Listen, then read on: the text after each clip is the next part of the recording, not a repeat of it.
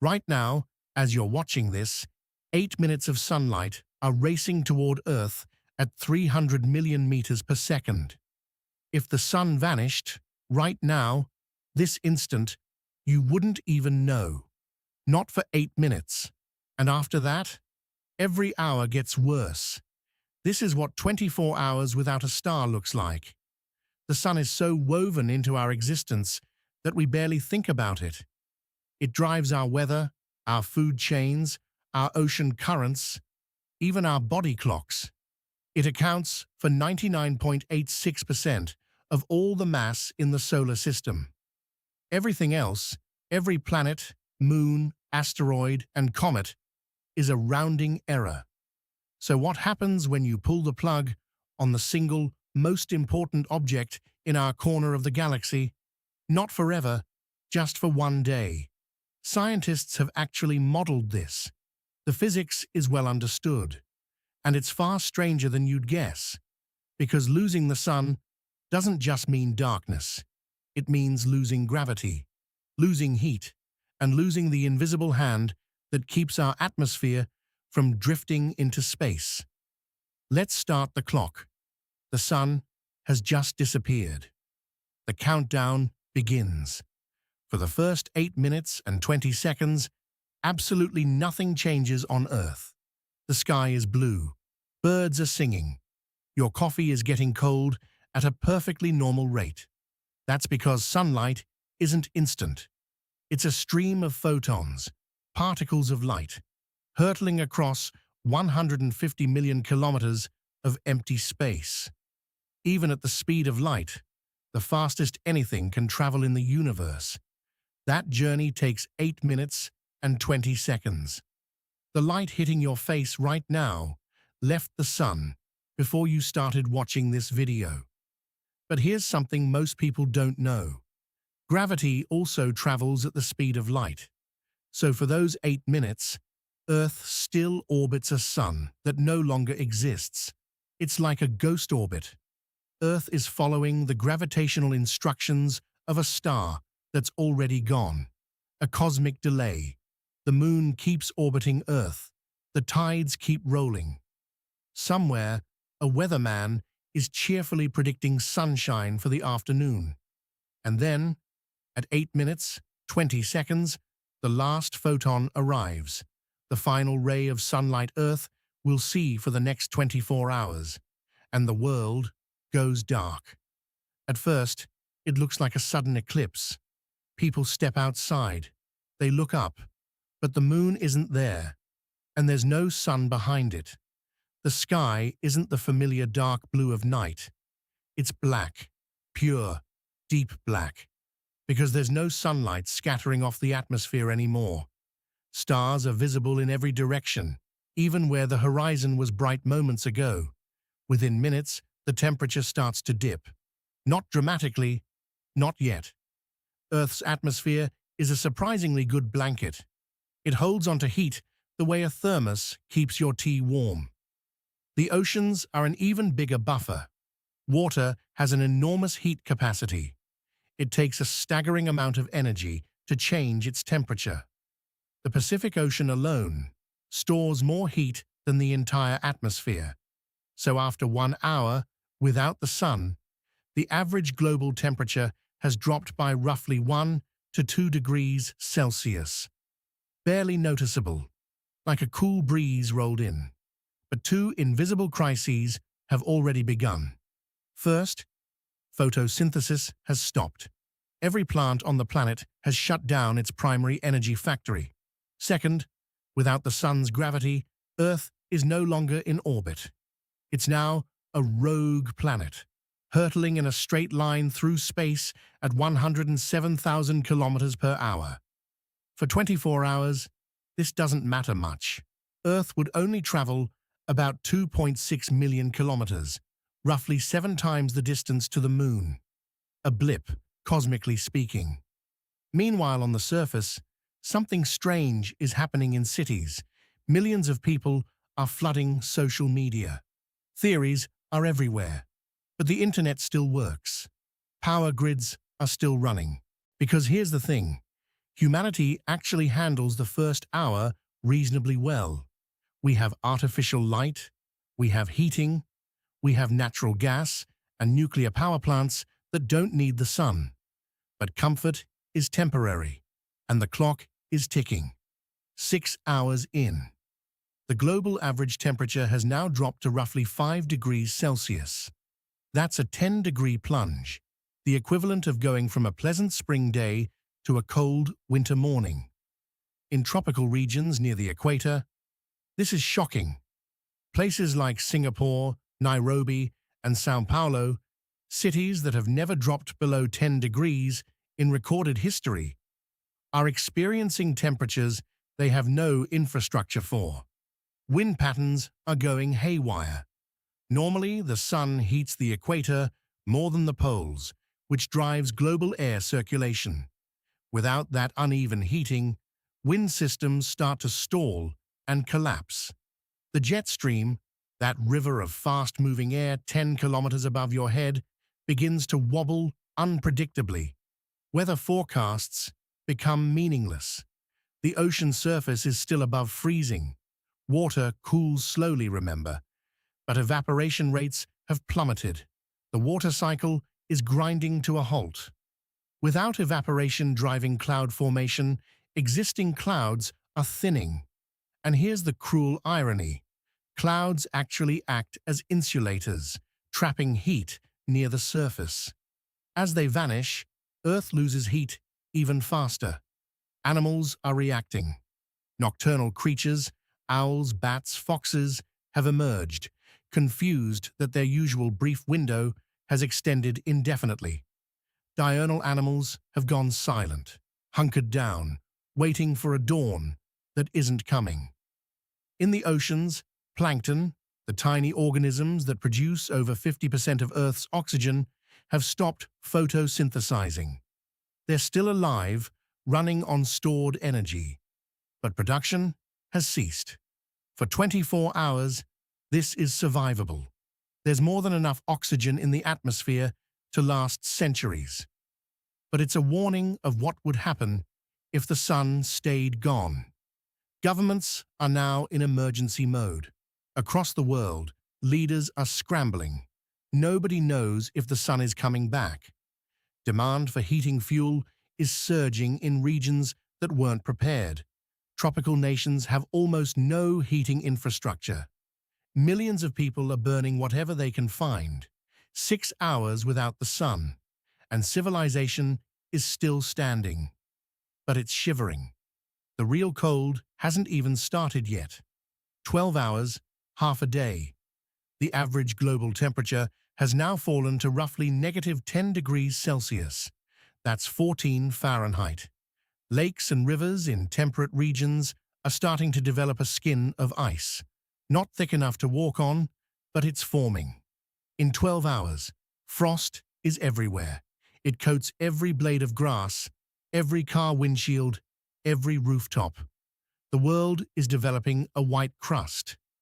Power grids are under enormous strain. Everyone on the planet is running their heating at maximum. Electricity demand has spiked beyond anything engineers planned for. In some regions, the grid fails. Blackouts cascade across entire countries.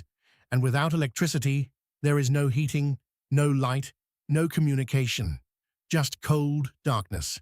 Pipes are freezing.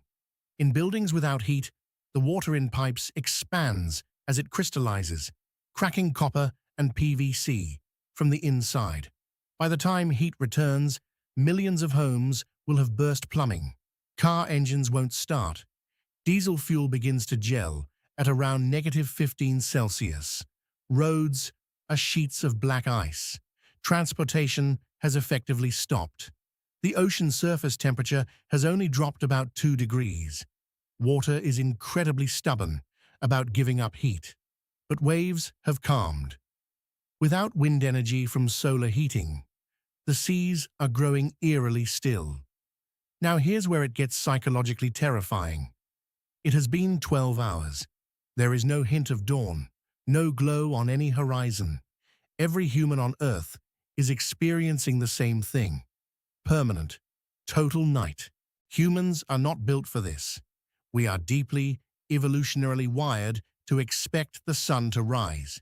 When it doesn't, panic sets in. Grocery stores have been emptied. Fuel stations are drained. Some people are leaving cities, heading for places with geothermal heat. Iceland, parts of New Zealand, Yellowstone. The smartest move, actually, would be to go underground. Below about 10 meters depth, the ground stays a stable 10 to 15 degrees Celsius year-round, heated by Earth's own internal engine. Earth has its own heat source, a churning ball of iron and nickel at its core, burning at 5,400 degrees Celsius, almost as hot as the surface of the sun itself. It's been cooling for 4.5 billion years, and it's barely noticed. But that geothermal heat reaches the surface at a trickle, about 0.09 watts per square meter. Compare that to the sun's 1,360 watts per square meter. It's like trying to heat a mansion with a birthday candle. 24 hours, one full rotation of a planet that no longer has a reason to care about rotations. The average surface temperature has plunged to around -25 to -30 degrees Celsius. That's colder than the coldest winter night in Moscow, colder than a freezer.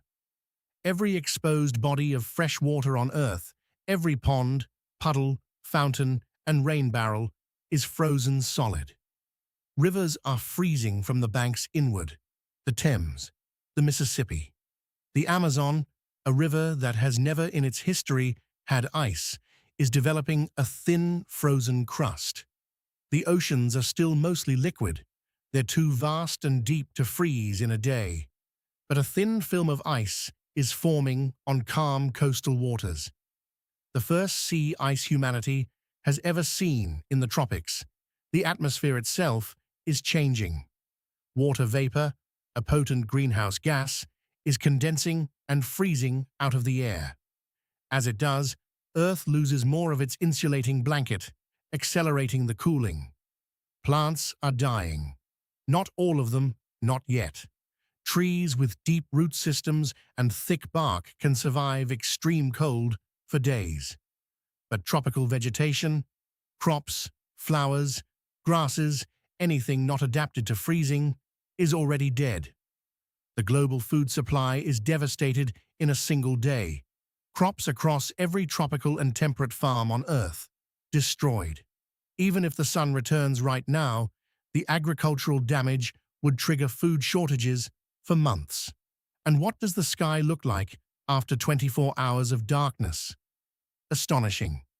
Without any light pollution from the sun, no twilight, no scattered light, no moonlight, the sky is the darkest any living human has ever seen.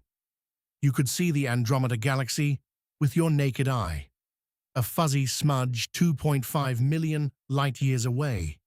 You could count the moons of Jupiter. The sky would be breathtaking, the cruel poetry of it. The worst day in human history would also produce the most beautiful sky anyone has ever witnessed. And then, at exactly 24 hours, the sun reappears, instantly, as if nothing happened. 8 minutes and 20 seconds later, the first new sunlight hits Earth's atmosphere, and it's not a gentle welcome back. The frozen upper atmosphere reacts violently. Ice that formed on surfaces begins to melt, but unevenly. Sun-facing slopes thaw while shaded areas stay locked in ice. The temperature differential creates intense, unpredictable winds. Flash flooding begins almost immediately.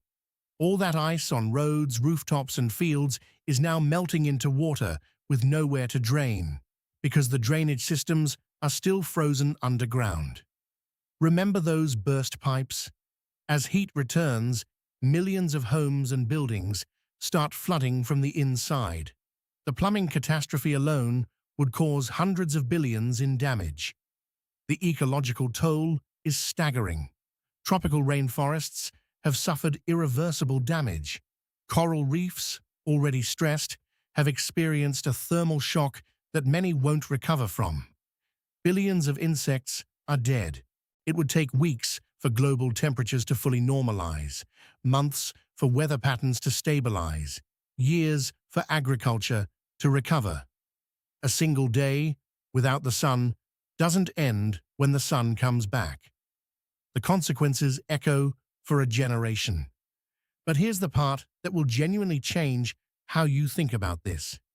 We just described 24 hours without the sun as a catastrophe, and it is. But consider this. The sun actually does disappear for billions of people every single day. We call it night. And every night, your hemisphere faces away from the sun for up to 16 hours near the poles. And everything is fine. The difference is that during normal night, the sun is still there. Its gravity holds Earth in orbit.